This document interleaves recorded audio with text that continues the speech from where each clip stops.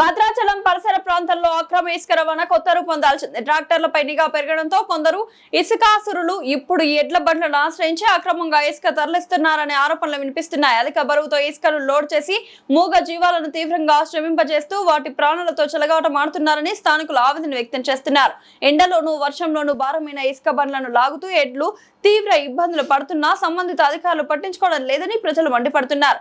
పశువుల సంక్షేమం గురించి మాట్లాడే అధికారులు ఈ దృశ్యాలు కనిపించవా అని ప్రశ్నిస్తున్నారు. రెవెన్యూ అధికారులు ఎక్కడ, జంతు సంక్షేమ శాఖ అధికారులు ఎక్కడ, అక్రమ ఇసుక రవాణాపై చర్యలు తీసుకోవాల్సిన అధికారులు ఎందుకు మౌనంగా ఉన్నారని ప్రజలు నిలదీస్తున్నారు. ఇతర సందర్భాల్లో బండిలో ఉన్న పశువులను మాత్రమే స్వాధీనం చేసుకునే అధికారులు ఇసుక బండ్లు లాగుతూ నరకయాతన అనుభవిస్తున్న ఈ ఎడ్లను ఎందుకు గుర్తించడం లేదని ప్రశ్నలు వెల్లువెత్తుతున్నాయి.